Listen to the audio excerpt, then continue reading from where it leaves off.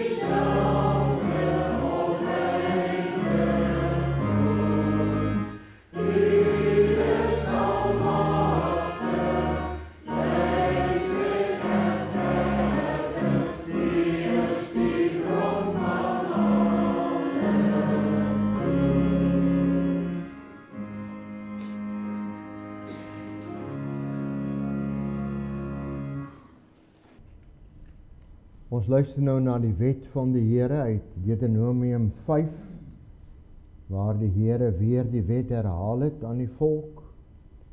En dan antwoord ons Psalm 119 vers 3 en vers 4, dat ons ook bid in die 3de vers, wil dan nimmer meer my verlaat nie, wat u wet nie wil verlaat. Psalm 119, die 3de en die 4de vers. Die Here het gesê, ek is die Here jou God, wat jou uit Egipte land, uit die plek van slawerny uitgelei het.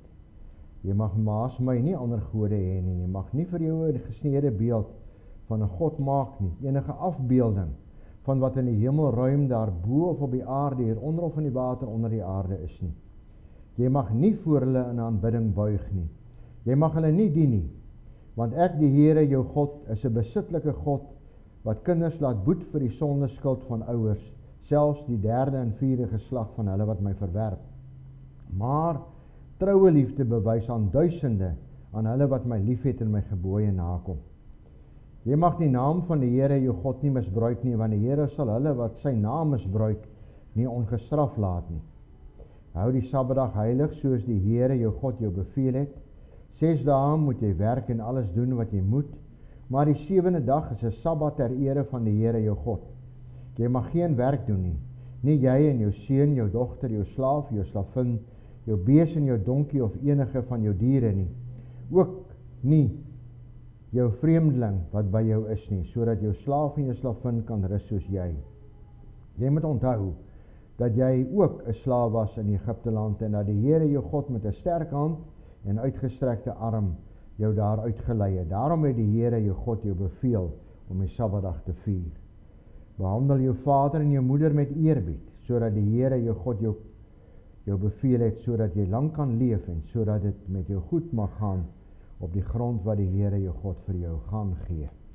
Jy mag nie moord pleeg nie, jy mag nie egbreek pleeg nie, jy mag nie steel nie, jy mag nie vals getuig teen jou naaste nie, jy mag nie jou naaste se huis begeer nie, jy mag nie jou naaste se vrou begeer nie, ook nie sy saaigrond, sy slaaf, slavin, sy bees en sy donkie, of enigiets wat aan jou naaste behoort nie.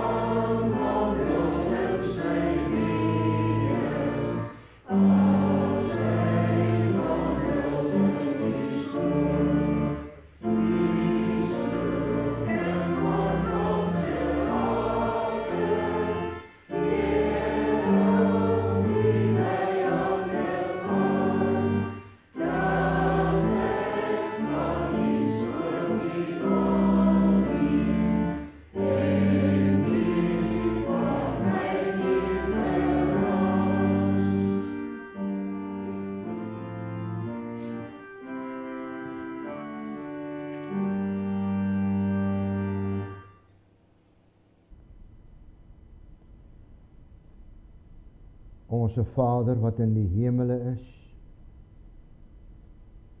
laat u naam geheilig word. Laat u koninkryk kom. Laat u wil geskied, soos in die hemel net so ook op die aarde. Gee ons vandag ons daaglikse brood en vergeef ons ons skulde, soos ons ook ons skuldenaars vergewe. En lei ons nie in versoeking nie, maar verlos ons van die bose. Want aan U behoort die koninkryk en die krag en die heerlikheid tot in ewigheid. Amen.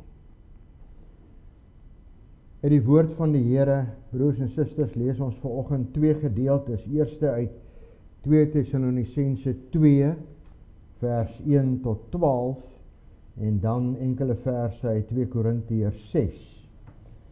2 Tessalonisense 2 vers 1 tot 12.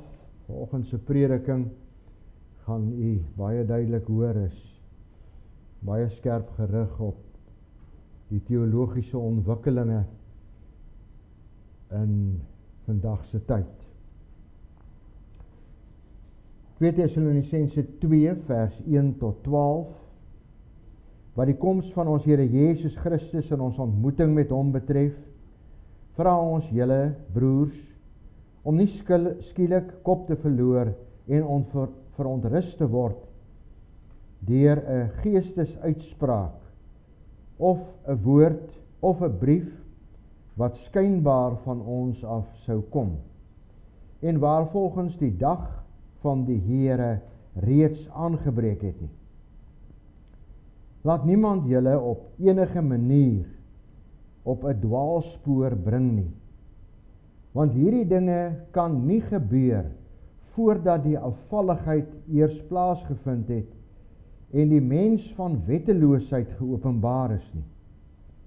Hy is die seun van die verderf, die een wat teenstand bied en hom verhef oor alles wat God of voorwerp van aanbidding genoem word, sodat hy selfs in die tempel gaan sit en hom as God voordoen. Onthou julle nie dat ek herhaaldelik met julle oor hierdie dinge gepraat het toe ek nog by julle was nie. En nou weet julle wat dit is wat hom terughou om op sy eie tyd geopenbaar te word. Want die wetteloosheid is reeds in die geheim aan die werk, maar net totdat hy wat hom nog terughou uit die weg geruim is. En dan sal die wettelose mens geopenbaar word, die een vir wie die Here Jesus deur die asem van sy mond sal uitwis. Ja, hy sal hom deur die glans van sy verskyning vernietig. Deur die werking van Satan sal die koms van die wettelose mens gepaard gaan met volle magsvertoon, met bedrieglike tekens en wonders, en met elke vorm van goddelose misleiding vir hulle wat verlore gaan, omdat hulle nie die liefde vir die waarheid aanvaar het om verlos te kan word nie. En daarom laat God die krag van dwaling oor hulle kom, sodat hulle die leuen sal glo, en sodat almal wat nie die waarheid glo nie, maar behaal vind in die ongeregtigheid, veroordeel kan word. Veral hierdie laaste verse, die wettelose, deur die werking van die Satan, sal die koms van die wettelose mens gepaard gaan met volle magsvertoon, met bedrieglike tekens en wonders, elke vorm van goddelose misleiding, vir hulle wat verlore gaan, omdat hulle nie die liefde vir die waarheid aanvaar het om verlos te kan word nie. En dan hierdie eintlik skrikwekkende woorde van vers 11. En daarom laat God die krag van dwaling oor hulle kom, sodat hulle die leuen sal glo. En dan 2 Korintiërs 6 vers 14 tot 16. moenie in dieselfde juk trek saam met ongelowiges nie. Want watter vennootskap kan daar wees tussen reg en onreg? Of watter verbondenheid kan daar wees tussen lig en duisternis? En watter ooreenstemming is daar tussen Christus en Belial? Of wat het 'n gelowige gemeen met 'n ongelowige? En watter ooreenkoms het die tempel van God met afgode? Want ons is die tempel van die lewende God, soos God gesê het, ek sal onder hulle woon en saam met hulle wandel, en ek sal hulle God wees, en hulle sal my volk wees. In die besonder hierdie opdrag, vers 14, moenie in dieselfde juk trek saam met ongelowiges nie. En dan hierdie vraag, wat het 'n gelowige gemeen met 'n ongelowige? Geliefde broers en susters, in September verlede jaar het daar na 'n intergeloof byeenkoms 'n sogenaamde intergeloof nagmaal plaasgevind in 'n kerk. En mense wat nie Christene is nie, het wel nie daaraan aan die intergeloof nagmaal deelgeneem nie, maar hulle was wel teenwoordig. En dit het heftige reaksie uitgelok deur predikante en lidmate wat ten sterkste dit afgekeer het, maar daar was sommiges wat geen fout daarmee gevind het nie. Immers een van die predikante van die betrokke gemeente het die gemeente gerusgestel deur te sê dat die synode nie op hierdie gemeente gaan afkom nie. En sy reaksie het eintlik daarop neergekom dat die synode hierdie optrede goedkeur. Die Anglikaanse vader wat hierdie erediens of dan hierdie diens gelei het of hierdie intergeloof nagmaal gelei het duidelik gemaak dat daar wel verlossing buite Christus is. Dit is 'n stelling wat duidelik is wat biskop Desmond Tutu destyds in sy omstrede boek God is not a Christian gemaak het. En nou moet ons besef dat 'n intergeloof byeenkoms of 'n intergeloof gebedsbyeenkoms alleen kan plaasvind daar waar daar nie geglo word dat Christus die enigste weg, waarheid en lewe is nie. Maar geglo word dat daar wel redding is by ander gelowe. En nou het hierdie gebeure nie uit die lug geval nie. Die gebeure is gevolg van 'n baie lang tydperk waar daar al hoe meer afgewyk is van die gereformeerde benadering tot die Bybel of tot dit wat geskryf is, tot die Bybel om dit wat geskryf is as die altyd geldende en blywende maatstaf vir leer en lewe te aanvaar. Professor Jorie Jordaan het reeds in 2003 al in die Kerkblad gemaan oor die gevaar van 'n afwyking van gereformeerde skrifbeskouing. Verder het professor Dolf Brits, 'n voormalige professor in die NG Kerk, reeds 2 jaar voordat sy artikel in Vox Viva verskyn het in 2007, geskryf van 'n ommekeer in teologiese skrifbeskouing. Sy navorsing het spesifiek gefokus op die gebeure binne die NG Kerk.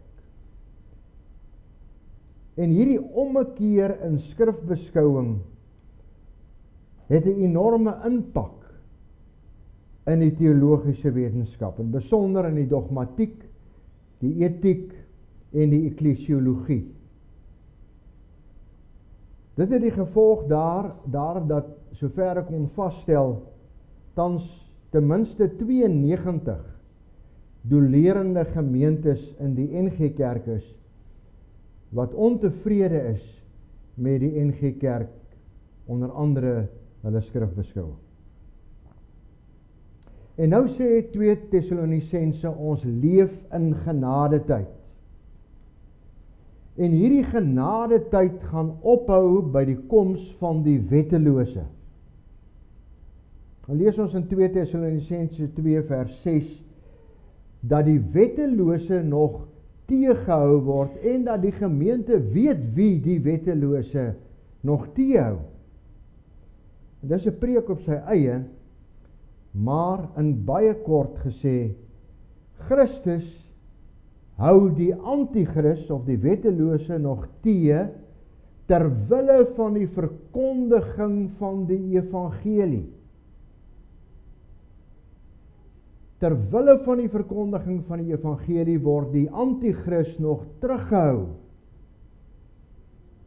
Die gevaar dus, as ons nie op hierdie tekens ag slaan nie, dat ons roeping om die evangelie uit te dra, die suiwer evangelie daarvan te getuig, dieselfde fout dalk maak as die gemeente van Thessalonika, wat die wederkoms verkeerd verstaan het.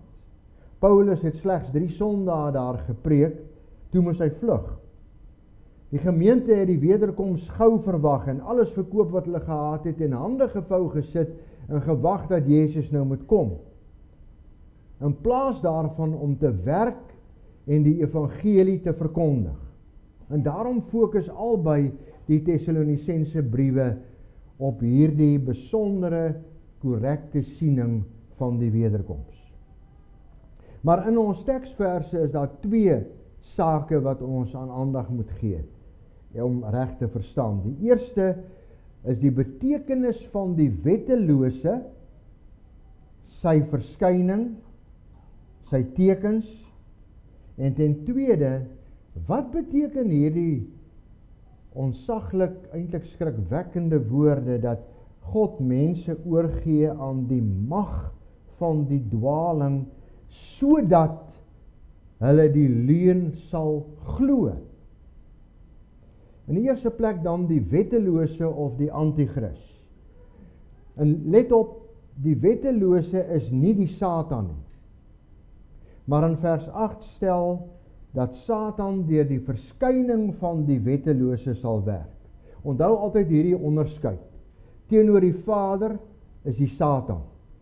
Teenoor die Seun Christus is die antichrist. Teenoor die Heilige Gees staan die valse profeet. En nou is die vraag, wat is wetteloosheid? Wetteloosheid in Bybelse sin beteken nie chaos nie.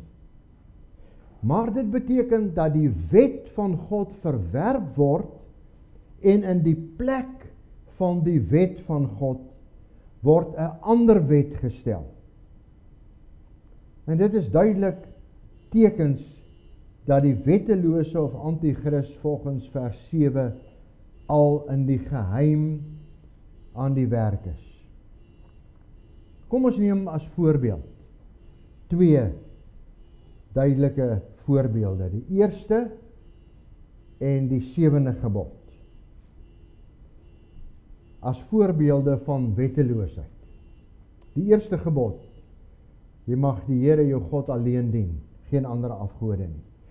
Die vraag, is die aanbidding van voorvadergeeste nie 'n duidelike bewys van die Satanse aanslag op die kerk van die Here nie?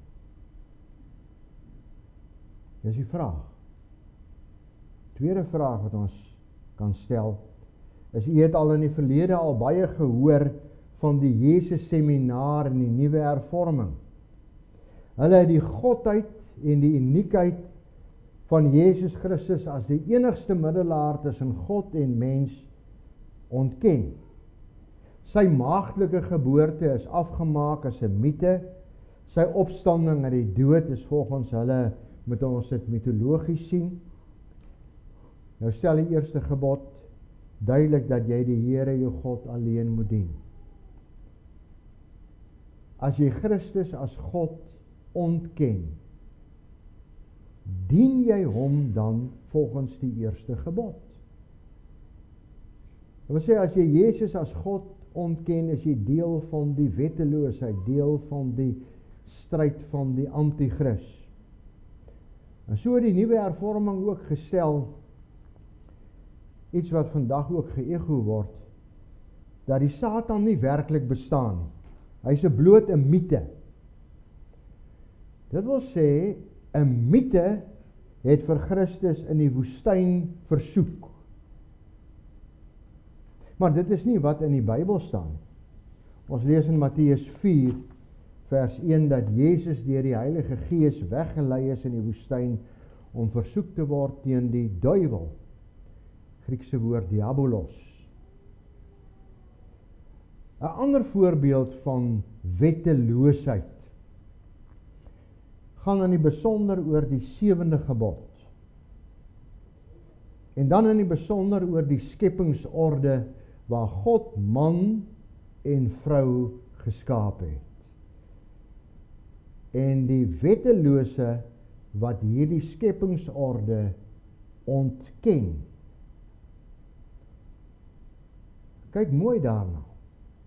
Die goddelike bepaling dat die huwelik alleen 'n verhouding tussen man en vrou is. Teenoor dit word vandag selfde geslag huwelike of verhoudinge selfs in kerke goed gepraat. Met 'n verdraaide skrifbeskouing of hermeneutiek wat vreemd is aan die reformatoriese verstaan van die woord van God. Die taak van en die roeping van man en vrou in die huwelik en ook in die kerk, ook in die kerklike dienste of ampte, word volgens die verdraaide skrifbeskouing verkeerd gesien. En nog verder, voorbeeld, die sogenaamde woke kultuur, wat onder andere, soos ons het eintlik so tong in die kies sê, alfabetregte propageer. Juis ook 'n baie groot invloed het, en ook in die Amerikaanse verkiesing. Verstaan u dat die wettelose gaan die mens bevry van die bande van die wet van God, wat hulle sogenaamd bind. Die antichrist gaan 'n nuwe lewewyse met nuwe kultuurwaardes, nuwe sedewette, nuwe godsdienstwaardes skep. En daarom verwerp die nuwe hervorming die Bybel as die woord van God. En Jezus word vervang met 'n ander Jezus wat weinig verskil van die talle mitologiese inkarnasies van die gode van ander godsdienste. Hulle sê alle gelowe moet saam met die Christelike geloof gesien word as ewe geldige paaie na God toe. Daar moet dus 'n intergeloof aanbidding wees. Daar moet dus intergeloof nagmaal plaasvind. Geen godsdienst kan volgens hulle aanspraak maak op die enigste waarheid nie.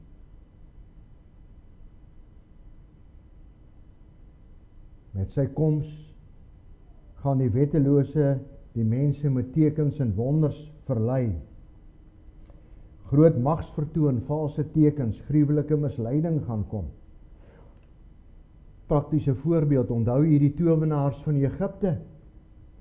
Die towenaars van Egipte kon ook van hulle kieries slange maak.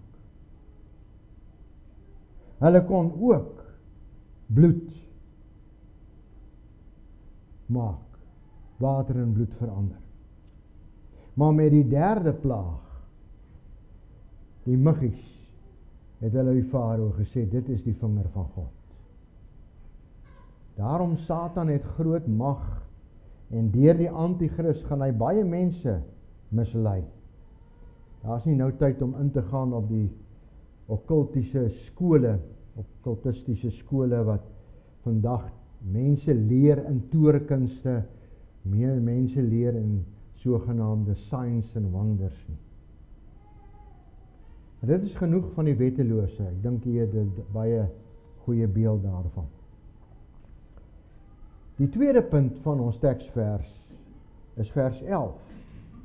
En daarom laat God die krag van dwaling oor hulle kom, sodat hulle die leuen sal glo. Die krag van dwaling, sodat hulle die leuen sal glo. En dit gaan deur mense se eie toedoen kom. Hulle wie nie die waarheid lief het nie, gaan God oorgee in die mag van dwaling. Vers 12 sê dit baie duidelik, so sal almal wat nie die waarheid geglo het nie, maar die ongeregtigheid verkies het, veroordeel word. En hierdie woord mag, die mag van dwaling, kan ons ook gebruik as energie. Dit is 'n energie met 'n besondere krag. Dink aan die geweldige krag van kernenergie. Mense wat nie die waarheid lief het nie, word oorgegee aan die energie van dwaling. Dis skrikwekkend. Verstaan jy wat hier staan in die Bybel? As die mens die waarheid nie wil glo nie, dan laat God die krag van dwaling oor hulle kom, sodat hulle met die energie die leuen sal glo. Nou die woord dwaling kan ook maklik verkeerd verstaan word. Ons dink vinnig aan kettery. Want niemand wil 'n ketter wees nie en niemand wil dwaal nie. Maar die bedoeling van die Griekse woord is nie sonder meer jy is 'n ketter nie. Die woord wat hier gebruik word kan vertaal word met misleiding. Dit wil sê die doel om iemand onseker te maak in dit wat hy glo. Dit is dwaling volgens hierdie gedeelte. As jy iemand onseker maak in dit wat hy glo, dit is dwaling. En die mense sal dus deur God oorgegee word aan die energie van onsekerheid. Om rond te slinger, sonder kompas, sonder standpunt. Hulle sal sê, ja maar, ek hoor jou, ek hoor wat jy sê in die Bybel, maar, altyd 'n onsekerheid, altyd 'n tweede standpunt, altyd 'n teenargument teen dit wat die Bybel duidelik stel. Die mag van onsekerheid. En hier sit ons binne die eeu van relativisme. Alles relatief. Daar's geen vaste waardes nie, niks is seker nie, alles kan bevraagteken word. Jy kan dit glo of jy kan dit glo.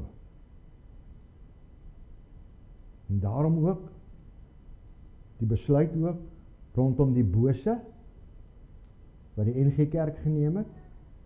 Jy kan besluit of die Satan werklik is of jy kan besluit of die Satan nie werklik is nie. Al twee hierdie waarhede is waar volgens die onlangse synode besluit. Maar 'n goeie voorbeeld nog van onsekerheid. Die nuwe hervorming het in die jare 2002 tot 2006 groot opspraak verwek en dit was eintlik die grootste besprekingspunt oor die letterlike opstanding van Jesus Christus. Het hy werklik, letterlik, liggaamlik opgestaan? En let wel, hier kom nou die onsekerheid in. Hulle het nie die opstanding van Christus ontken nie.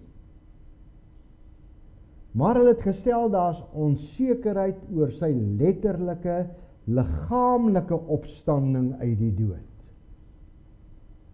En dan het hulle gesê, volgens hulle, is daar nie 'n verskil of jy glo dat Christus letterlik, liggaamlik uit die dood opgestaan het, of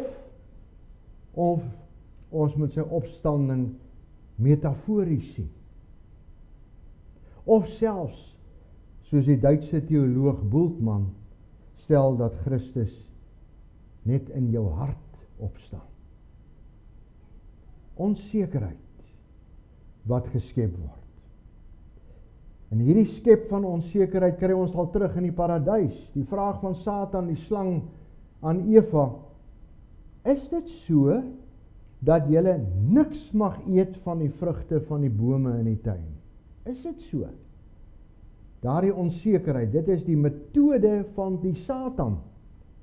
Onsekerheid word geskep oor die maaglike geboorte van Christus, die werklikheid van sy opstanding, die leer oor die wederkoms, oor sonde en erfsonde, vraagtekens oor Bybelse waarhede, byvoorbeeld, is die boek Jona feit of fiksie?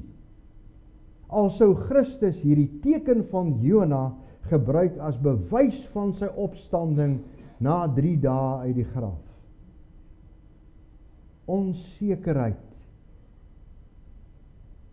dwaling. En nou is dit baie insiggewend dat 'n groep emeriti van die Universiteit Pretoria in 2007 al 'n geloofsstandpunt uitgereik het. En hulle het gesê, hulle reik hierdie geloofsstandpunt uit om onsekerheid wat daar bestaan in die kerke, om dit aan te spreek. Onsekerheid onder andere wat die nuwe hervorming gee en wat dan ook na die kerke versprei. En hulle het 7 leerstellings gesê, nou moet ons baie mooi luister, ek gaan dit kort sê. Hulle sê in die eerste plek, hulle aanvaar in die geloof dat die Bybel die woord van God is en distansieer hulle dat die Bybel woorde van mense oor God is. Daar is 'n verskil. Is die Bybel die woord van God of is die Bybel woorde van mense oor God? Want as die Bybel woorde van mense oor God is, dan kan ek die Bybel herinterpreteer, en dis presies wat vandag in die kerke gebeur word. Ek kan dan sê, ja, hierdie mense het 'n bietjie God verkeerd verstaan, so ons verstaan nou God reg, daarom so. In die tweede plek sê hulle distansieer hulle van die beskouing van die panentheïsme. Nou, die panentheïsme sê God is in alles en alles is in God. Dit verwerp dus dat God bo sy skepping is, transcendent bo kan sy skepping is. In die derde plek sê hulle, distansieer hulle van die standpunt dat die heelal met sy materie, tyd en ruimte die enigste werklikheid is en dat God daar binne gesoek moet word. Hulle sê God is hier tussen ons. Jy moet God hier soek, nie daar. God is nie in die hemel nie. God is hier tussen ons. In die vierde plek sê hulle distansieer hulle van die standpunt wat die kwaad beperk tot iets in die samestelling van die mens alleen en wat die transcendente bestaan van die bose ontken. Dit is juis, hulle verwerp die feit dat mense sê Satan bestaan nie werklik nie. En dan die positiewe stelling, hulle sê so sentraal tot God se verlossingsplan is die godheid van Christus, sy maaglike geboorte, sy lyding, sy kruisdood, sy liggaamlike opstanding en sy hemelvaart. Oor hierdie sake moet daar nie twyfel wees nie. En dan sê hulle verwerp die standpunt dat God nie almagtig genoeg is om 'n nuwe hemel en 'n nuwe aarde te skep nie. En verder verwerp hulle enige afwyking of herinterpretasie van enige artikel van die apostolikum. Broer en suster, Handelinge 4 vers 12 is baie duidelik oor hierdie sake. Daar staan, daar is ook deur niemand anders verlossing nie, en daar is geen ander naam onder die hemel aan die mense gegee waardeur ons verlos kan word nie. Ons verwerp dus die gedagte dat alle gelowe saam met die Christelike geloof gesien kan word as ewe geldige paaie na God toe. En nou het ons in die begin van die preek genoem van die intergeloof byeenkoms of nagmaal. En Korintiërs sê duidelik vir ons mag nie in dieselfde juk trek as die ongelowiges nie. Hierdie optrede moet ten sterkste afgewys word. Daar is nie verlossing by ander godsdienste nie. Daar is nie so iets soos 'n intergeloofsbyeenkoms nie. Watter deel het ons met die ongelowige? Ons mag nie saam met moslems, boeddhiste, hindoes of taoïsme saam bid nie. Hierdie gedagtes kom van die Jesus seminar wat destyds in Amerika begin het en oorgespoel het in die vorm van die nuwe hervorming, die begin van 2000. En vandag ook sterk gepropageer word deur sommige kerke. Die konklusie waartoe ons dus kan kom is die interessante dat waar die nuwe hervorming nog van ou gnostieke geskrifte gebruik gemaak het om hulle leer te verkondig, het hierdie ommekeer in skrifbeskouing, waarvan Prof. Dolf Brits geskryf het hy gesê, maar hierdie ommekeer in skrifbeskouing sien die skrif as menslik en onbetroubaar en 'n produk van sy tyd. En as jy dit sien,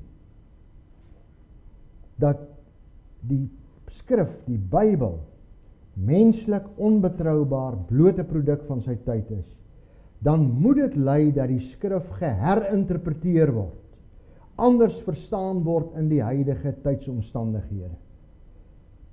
En dan het jy die nuwe verstaan van die skrif, of die nuwe hermeneutiek, gee dan dat hierdie onsekerhede, wat nou reeds in die preek genoem is, dat hierdie onsekerhede nou uit die Bybel bewys word, en nie meer uit die ou gnostieke geskrifte nie. Verstaan u waar kom hierdie ding vandaan van die intergeloofsnagmaal? Dit kom van 'n herinterpretasie van die skrif, wat sê die Bybel is menslik, onbetroubaar, blote produk. En daarom is dit 'n totale ommekeer van skrifbeskouing. Goed, wat is ons roeping? Die laaste vraag. Waar staan ons ten opsigte van die waarheid, van die evangelie? Staan ons, broer en suster, onverbiddelik vas aan die waarheid soos ons dit bely in die woord van God en die belydenisskrifte, omdat, ons gebruik die Latynse woord quia, die belydenisskrifte, omdat dit ooreenstem met die woord van God. Het ons die gereformeerde leer lief, ondanks die mediaberigte wat nou baie negatief na die synode kom. Verdedig ons ouderlinge die gereformeerde leer soos wat hulle opdrag is?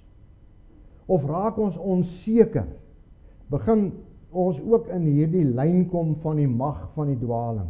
Raak ons onseker oor waarhede wat die duidelik uit die woord van die Here is? Want ons moet gehoorsaam wees aan Christus en hom alleen. En dalk net om iets duidelik te stel vanuit die synode wat verlede week plaasgevind het, veral ten opsigte ook van 'n berig wat in Nuus 2024 verskyn het. Ons verhouding met die NG Kerk. En daar haal ek 'n rapport aan wat verlede week voor die GKSA synode gedien het. Wat stel dat hulle sê tydens gesprekke, en ek haal nou woordeliks aan, tydens gesprekke, dit duidelik na vore gekom het dat daar beduidende verskille bestaan ten opsigte van hermeneutiek, godsleer, skrifbeskouing, kerkbeskouing, die verstaan van sonde en die gereformeerde belydenis. En daarom het die synode verlede week besluit, ons het in 2015 'n memorandum van samewerking met die NG Kerk gesluit, waar daar sekere mooi samewerkingsooreenkomste gesluit is. Maar die synode het besluit om hierdie memorandum van samewerking met die NG Kerk te herroep. Dit beteken nie dat ons nie met die NG Kerk meer praat nie, maar dat hierdie betrokke memorandum herroep is. Ons gesprekke met die NG Kerk gaan nog steeds voort. Ek sluit af. Ons leef, broer en suster, in genade tyd. Die wettelose word nog teëgehou. En daarom het ons 'n enorme opdrag om die suiwer evangelie te verkondig, mense op te roep tot bekering en geloofsekerheid. Daar is net een middelaar tussen God en die mens Jesus Christus. Gaan lees maar weer 1 Timoteus 2 vers 5. In die tweede plek moet ons hierdie tyd gebruik om volgens God se opdrag die evangelie te verkondig, sodat God se kinders kan vasstaan in die sekerheid van hulle verlossing, soos Paulus vir Timoteus oproep in 2 Timoteus 4 vers 2. Daar staan: verkondig die woord, hou tydig en ontydig aan, weerlê, bestraf, bemoedig in alle geduld en deur onderrig. Want daar kom 'n tyd wanneer hulle die gesonde leer nie meer sal verdra nie, maar omdat hulle ore gestreel wil word deur wat hulle hoor, sal hulle vir hulle self leermeesters na eie begeerte uitsoek. Hulle sal hulle doof hou vir die waarheid en hulle tot versinsels wend. In die derde plek moet ons bid en vra vir die leiding van die Heilige Gees, om ons in die waarheid te lei. Christus het juis gesê, hy stuur die Gees van die waarheid om die kerk in die waarheid te lei. En hy, die Heilige Gees, oortuig ons van ons verlossing uit ons sonde dood. Hy bewerk die wedergeboorte. Die Heilige Gees werk in die harte van ongelowiges deur die verkondiging van die evangelie. Ons moet dus aan vir ander gelowe bid, dat daardie mense wat vasgevang is in daardie energie van dwaling, dat hulle tot bekering sal kom in die Here Jesus Christus. En die Heilige Gees alleen kan hulle wat dwaal en onseker is van hulle verlossing, tot bekering in die waarheid van die woord van God lei. Ons leef in genadetyd. Laat ons dit gebruik, want die tyd is min. Ora et labora. Bid en werk. Amen. Kom ons dank saam.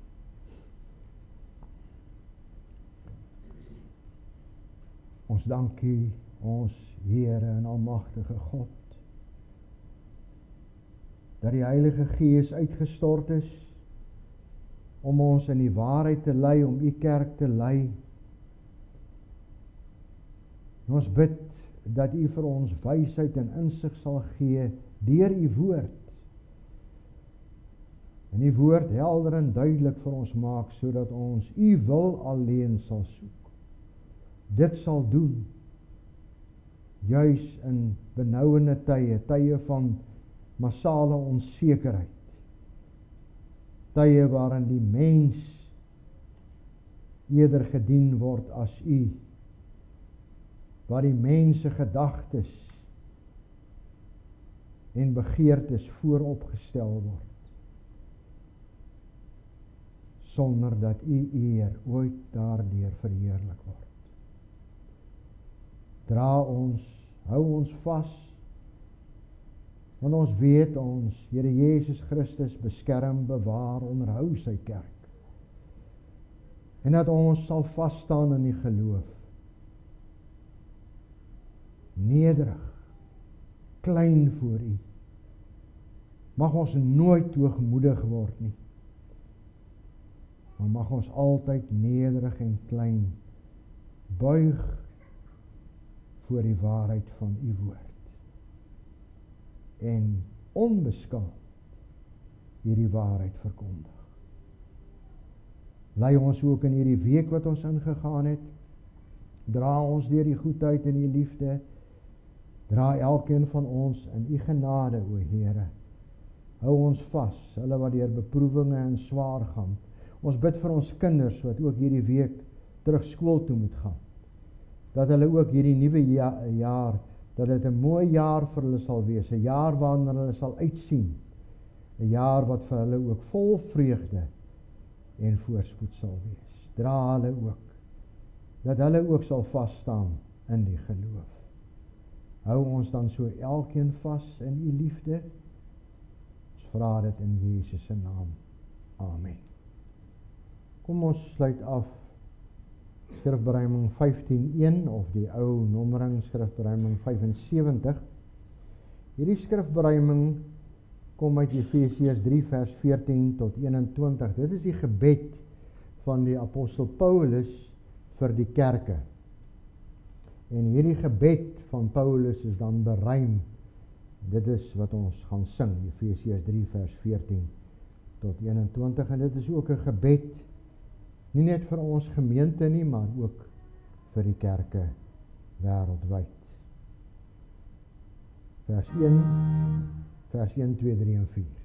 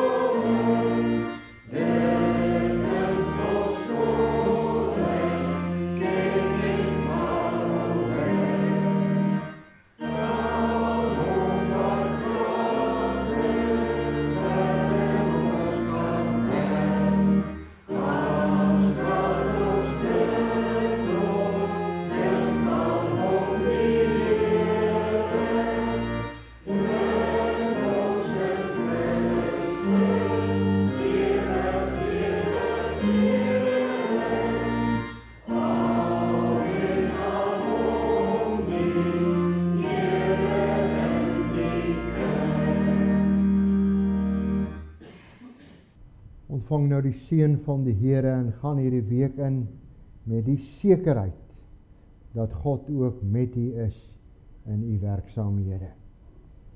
Die genade van ons Here Jesus Christus en die liefde van God en die gemeenskap met die Heilige Gees bly met julle almal.